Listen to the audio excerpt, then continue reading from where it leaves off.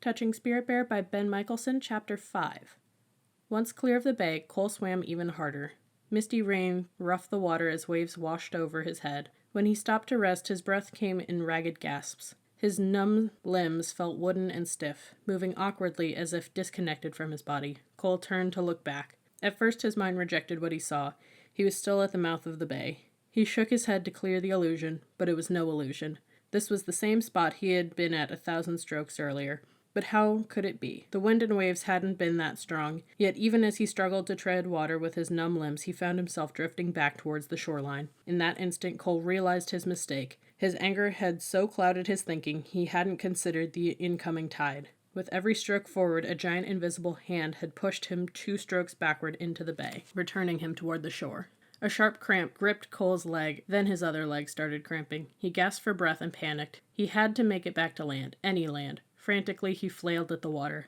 Struggling did little to affect Cole's movement, but on the incoming tide, he steadily drifted closer to shore. He fought only to keep his head above water. When the rocky bottom bumped against his feet, he kept thrashing his lifeless limbs. Again and again, his feet struck the rocky bottom and pain shot up his legs. Finally, he quit fighting and let the waves push his body into shallow water. A wave broke over his head, and he came up gagging and spitting seawater. He tried to lift himself, but his arms collapsed. Finally, using only his elbows, he squirmed and crawled his way over the slippery rocks and up onto the grassy ground above the tide line.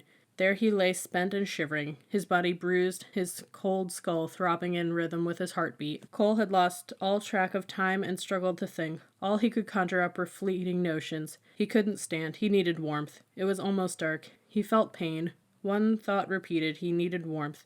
He knew there was no warmth, and yet he remembered flames. Where were the flames? He had to find them. Cole tried to stand up, but his legs collapsed under him. Imagining a fire, he dragged his way forward again on his belly. His legs pulled behind him like worthless anchors. It was hard in the gathering darkness to make out shapes. The waves and shoreline, the trees, the bay, all existed like parts of a puzzle. Cole rested again until the throbbing in his head had disappeared. His head felt hollow, his mind empty. One detached thought kept coming back to him. There had been flames, but where? Night had come quickly, and Cole scanned the dark shadows around him, sensing a vague familiarity. Again he tried to stand but couldn't. He dragged himself forward one last time, then collapsed. Slowly the cold disappeared. Lying belly down in the darkness, Cole felt his legs and chest sting as if they were on fire. Then he became aware of another feeling, stronger than any burning in his arms and belly, more haunting than the darkness around him, was the realization that he was alone, totally alone with himself, and it scared him. Sometime during the night, Cole drifted into a fitful sleep. When he awoke, darkness still hid the island. His first conscious sense was pain. His toes, hands, elbows, chest, legs all ached. What had happened? Vaguely he remembered burning the supplies in the shelter and then trying to escape by swimming. After that he remembered the tide and crawling up the rocky shore. There had been terrible cold, then more crawling, then he recalled his skin burning, after that a damning loneliness. Cole breathed in the cold, damp night air. Where was he now? The air smelled of salt, seaweed, and something burnt. Then he slept again. When he awoke the next time, dawn had crept into the sky. Lifting one arm, he found it covered with black ash. He was lying nearly naked, squarely in the ashes of the burned shelter. He gathered his strength and struggled to his feet. The world seemed to tilt and spin. In the dawn light, billowy clouds mounted against the far horizon like a snowdrift. The warm ash stuck to the raw scrapes on Cole's chest and legs. Blood crusted his elbows and knees, and his dry mouth kept him from swallowing. Every joint in his body ached.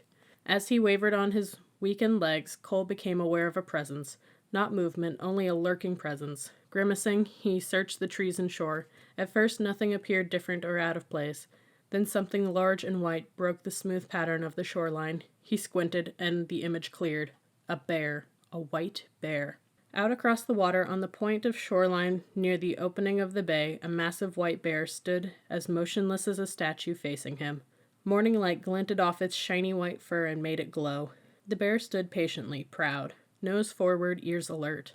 Cole kept blinking his eyes. Could this possibly be one of the spirit bears Edwin had spoken of? He had said they lived hundreds of miles to the south on a different island, and yet what else could it be? Shivering in only his underwear, Cole crouched and picked up a rock. This spirit bear didn't have any right to stare at him. He didn't have pride, dignity, and honor like Edwin had said. It was just a mangy animal. Cole flung the rock, even though the bear was nearly a quarter-mile away.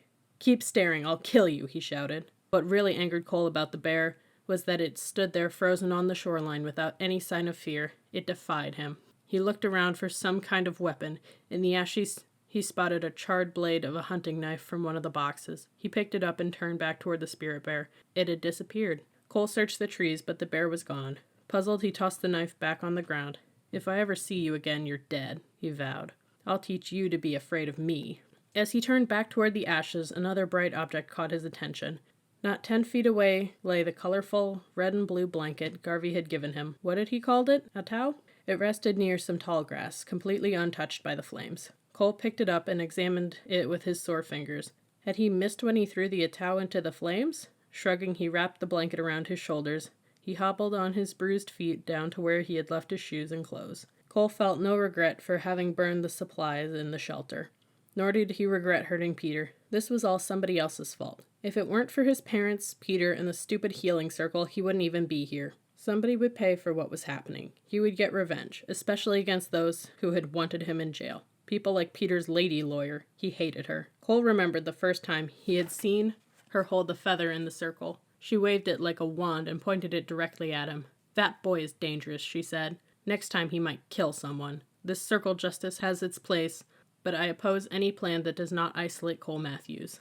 Cole didn't like someone accusing him. He hated sitting in a room across from the slimeball creep he had used as a punching bag, and he hated being around his parents and the high-priced lawyer they hired for him. The room felt stuffy, and he dug at the woven fabric on his chair with a fingernail. Circle justice stunk. Each word spoken into the circle was like kindling, adding to his smoldering anger. "Cole must go to jail and get anger counseling," somebody said. "He's proved that he can't be trusted." "Cole is a risk to our children and to our community," another person in the circle said. "We can't risk his release."